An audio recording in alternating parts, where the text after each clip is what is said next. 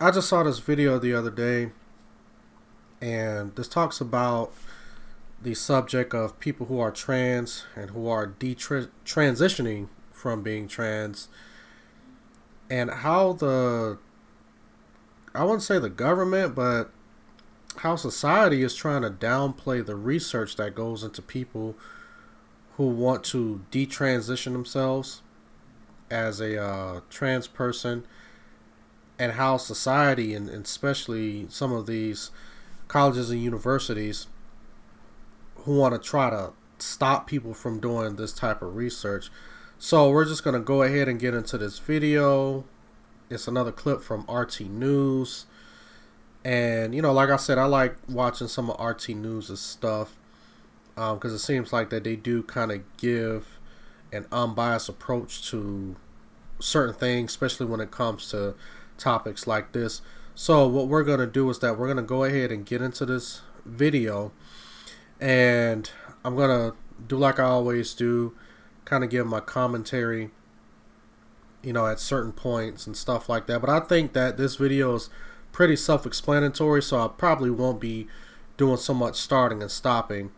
So let's just go ahead and get right into it. A psychotherapist and gender specialist in the United Kingdom is challenged. Hold on a second. Get my stuff set up. There we go. All right, let's try this again, guys. A psychotherapist and gender specialist in the United Kingdom is challenging a university which is blocking research he wants to conduct into people who regret undergoing gender change. James Caspian claims that the move by Bath Spa University is an attack on free speech. It's been extremely stressful to find myself embroiled in these proceedings, which I think should be of great concern to anyone who values free speech and knowledge. I deeply believe that the research I proposed is important to the well-being of the transgendered community. This is a completely new topic, and I'm sure that we have plenty of persons who passed whole transition and then who showed any type of regret. We have to research this more and more with only one aim, that is to prevent mistake in following these persons before surgery. The research proposed by Mr. Caspian. All right, so as you can see, if you guys can understand what this guy was saying because of his heavy accent, basically what he's saying is that what they want to do is that since they've seen so many people, you know, who are trans, who suddenly decided they want to detransition back into the gender that they were born, what they want to do is that they want to study people and they want to see exactly what's going on, and also they want to talk to these people before they actually make this huge decision. I mean, you know, it's a huge decision. You know, if you are a male and you go from male to female, or you go from female to male, I mean, you know, this is something that's I mean, it's pretty serious, and I don't think that a lot of people understand what goes into this whole transitioning and you know, changing your gender and all of that stuff. Like it's I mean, there's a lot of things that has to happen, you know, and a lot of changes have to take place in your body. So, you know, like I said, basically this guy wants to do some studies and do some research and actually talk to people and see if this is something that they really want to do, because there are people, a lot of people, according to this report, that transition and they want to detransition back. Was initially approved by academics back in 2015, but then was later dropped. In December of 2016, High Court judges in the university's ruled in the university's favour without waiting for an internal review of the study. According to Mr. Caspian, the university dropped the research because it feared there would be a backlash on social media. We've reached out to Bath Spa University for comment. Mr. Caspian's research proposal was not refused on the grounds of topic, but on the methodological approach. The university was not convinced the approach would guarantee the anonymity of his participants and the confidentiality of data. Well, the researcher lost the first round of his legal battle, leaving him to cover the university's court costs. He set up a crowdfunding page to cover the expenses and mount a fresh legal challenge against the university. It's so far raised almost £14,000. Let's get some wider perspective on the story now. Wow. That is, that's pretty crazy. He has to pay the court cost because the school decided to sue him for doing research into transgenderism and why people are detransitioning. He has to pay the court almost £14,000. Now, in America, you're probably looking at that's probably close to maybe $24,000 or $25,000. The pound, is a little stronger than the American dollar. So just think about it. He has to pay the court costs of almost $25,000 because the court has sued him or, put out a lawsuit against this guy for doing research. Just trying to figure out why are people who are trans detransitioning themselves after years of being trans, and the school just doesn't like it. Now I can speak to Walt Heyer, who reversed his decision to become a woman. Appreciate you coming on, Walt. I'm sure you've got a fascinating perspective on all of this. Now, you refer to yourself as someone who's detransitioned back to male. Were you surprised that a university blocked research aimed at studying such a concept? No, I'm not surprised at all, because if they start studying this like James Caspian wanted to do at the university, what they would find out is there's a vast number of people who are detransitioning because they regret having changed their gender. So I think they're fearful of the truth coming out, and this is their way of preventing research from being done. What do you make of the explanation the university put forward? They say they're concerned that it could provoke nasty comments online. Well, everybody's afraid of nasty comments, aren't they? But shouldn't we be really open to getting the truth? And James is about to explore that, and they really don't want the truth. I think that's probably more the issue, is that they're trying to prevent the truth from coming out, and that's the backlash. They're afraid of the LGBT, which is so powerful. It would probably overwhelm the university. But James is on the right track. Even the surgeon who does the surgery, who was on also, saying that he's seeing a rise in people requesting detransition surgery. The author of the research you mentioned there says that the reason that it... And this is a surgeon. The surgeon who's performing these trans surgeries, transitioning people from one gender to another, he's saying that there's a lot of people who are in fact trying to go back to the gender that they were born. So when you have a doctor who's basically to the point to where he's saying, we're starting to see a lot of people who transition and then they're trying to retransition back to what they were, then I think that calls for some type of concern. And that's basically what's going on here. But, this college apparently just doesn't see it that way. It was blocked, was political. The university's rejected those claims. What's your take? I think it's political, absolutely. I think it's totally political, and I think there's a tremendous amount of pressure, as I said, from the LGBT. I have found out in my many years of working with transgendered people that there is a groundswell of people detransitioning. I'm working with them all the time now. More and more letters from around the world from people who, after 5, 7, 12, maybe 15, even 20 years, they want to detransition back, calling the surgery and their gender change just pure folly and foolishness and totally unnecessary. So they want help to detransition, just as I've done. Speaking of your personal story, you were born a male, you later changed gender, you lived for 8 years as a woman, as I understand, then you changed back. How difficult was it for you when you felt at that point you made a mistake or you wanted to change back, and how happy do you feel about since having changed back to your birth gender? Well, I feel quite good. I've been back now to my birth gender for 25 years. I've been married for 20 years.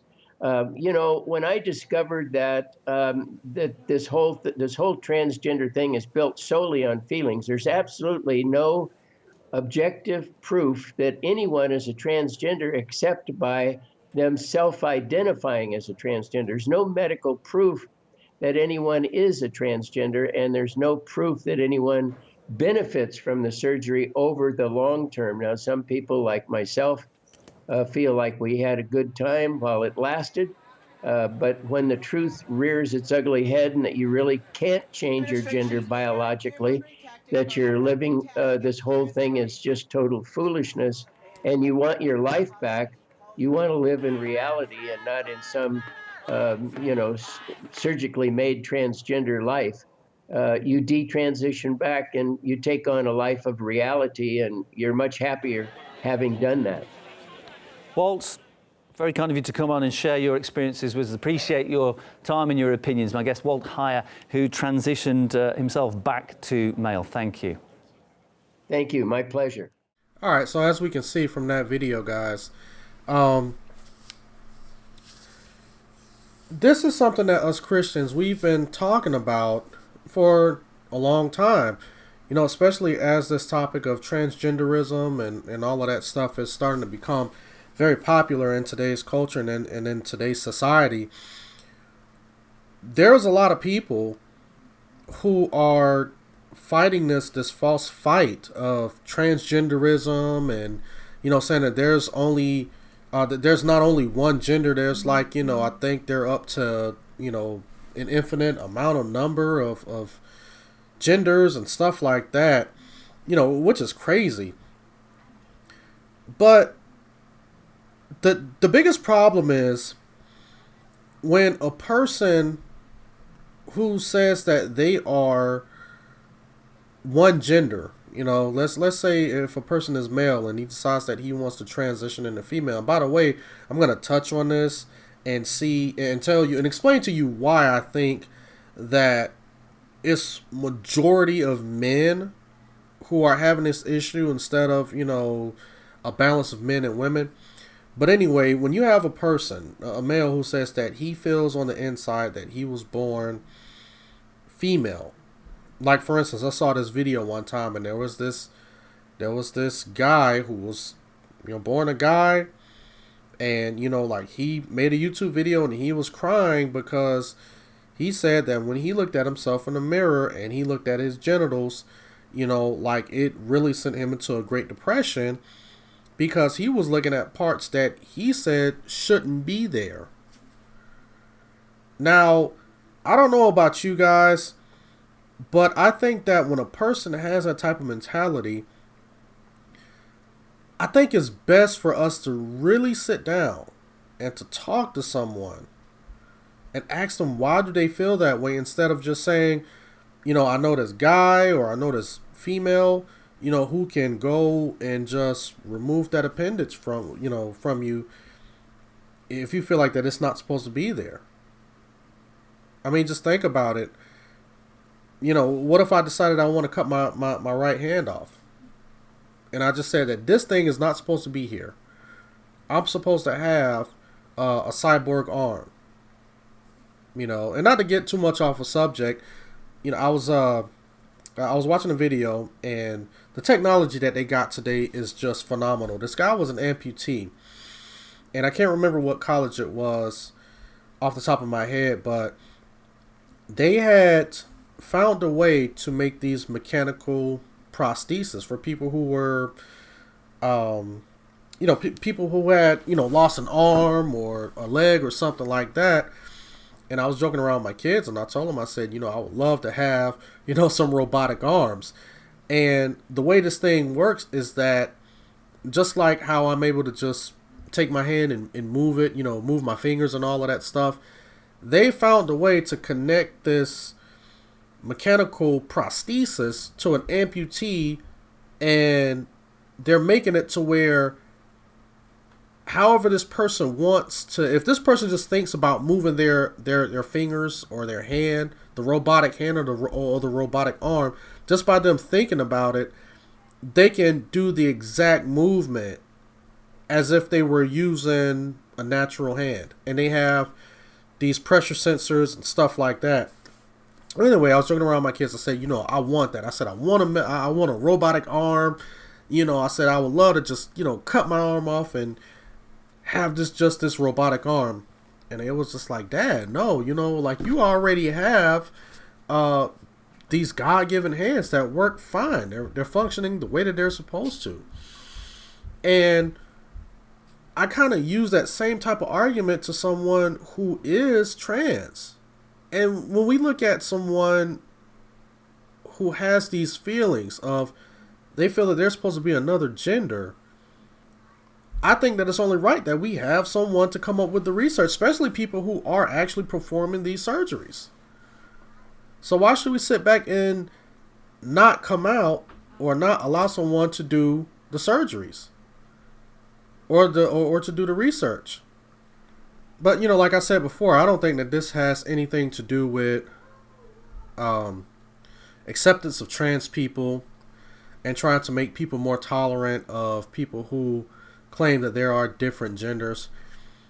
I believe that this is an attack, a direct attack on the male, the masculine male. And for years, we've been seeing such an attack on the masculine male, especially the masculine Christian male. But to Christians, this isn't something that's new. This isn't something that surprises us, because ever since the beginning of time, ever since the fall, there's been this attack.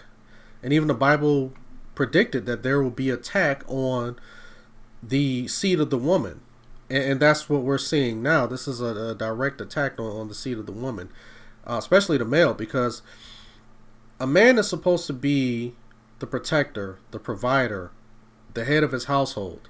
And what's happening is that there are so many institutions and so many ideologies out there that are trying to carry that out to where let's remove men from our society, or let's remove the way men think. You got this thing called cuckolding now. I don't know if I can say that. I don't know if that's a curse word or not, but cuckolding is a thing where I think CNN just released a report saying that it should be healthy for a marriage or for a relationship. And basically what it is a man who watches his wife have sexual relations with another man. So it's like, you sit there in the room and you watch your wife have sexual intercourse with another man, and they say that is like that is supposed to be something manly.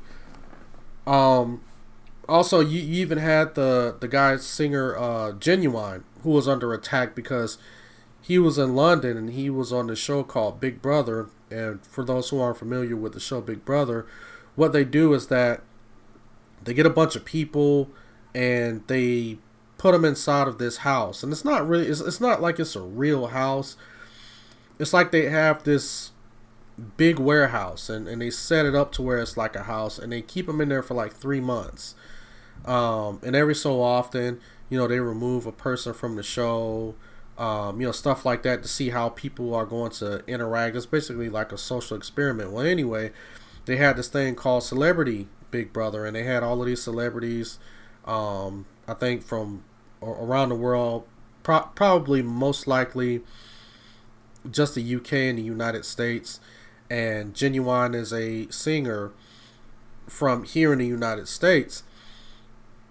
And they were interviewing the cast members. I guess the show, their season was probably over, and the topic of transgenderism came up, and they asked him, would you in fact date a transgender person, or do you have a problem with someone who is transgender? And he was just like, no, I don't have a problem with someone who's transgender. And they were like, would you date someone who's transgender? He was kind of like, no, I'm not into that. And one of the transgender guys who transitioned, or who trans himself into a woman, he asked Genuine for a kiss, and Genuine reacted the the way a straight masculine male would. He was like, oh no, he's like, I'm not, I'm not down with that. And the world got upset with him because of that.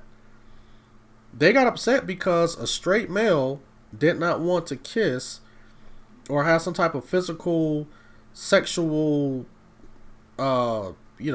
intimate moment with some person who's trans. And the world went crazy over that. And it's so ironic because, we got this whole big Me Too movement going on to where we're trying to stop people from, sexually abusing people and no means no and all of this stuff here. But in this case, when a trans guy is trying to kiss another straight guy, now it's a problem. Now it's called transphobia. Now the trans person who initiated the unwanted contact is the person that is the victim, and the person who just rejected the unwanted sexual advance, they're the aggressor. And this is what's going on. There was also another article that I read that said, if you're a straight male and you don't find yourself attracted to someone who's transgender, then something is wrong with you. I mean, this is just some of the madness that we're starting to see nowadays. And like I said, it has nothing to do with trying to make sure someone feels good or trying to, be better citizens in society. This is a direct attack on the creation, on God's creation, basically. The way that God has designed man and he's designed woman, it's a direct attack on that. And if you're one of those type of people that you hold to the Bible, like I do, and how some of you do out there, then we see it as that. I mean, it's just that simple. So anyway, guys, I just wanted to go ahead and make this video. Oh, also, there's another subject that I wanted to point to as well before I actually close. When a person is trans, I believe that society nowadays, and see, we live in this society to where everyone wants to be an advocate for something. And I believe that a lot of these leftists, liberals, and politicians, they want to keep stuff like this going because it gives them something to fight for. Let's fight for trans rights and all of this stuff here. And there's people who make money off of this. So let's not get that twisted. Being an advocate for something lands people with millions and billions into their pockets. That's why you see so much of this marching and all of this stuff here. Now, people like to try to blame the church, and they like to try to blame, just others in society who don't agree with the whole trans LGBT movement. They try to call them bigots and, try to call us haters and all of this stuff here. But I believe it's actually the opposite. And the reason why I say that is because society want to keep this going because they look at people who are transgender and LGBT as pets.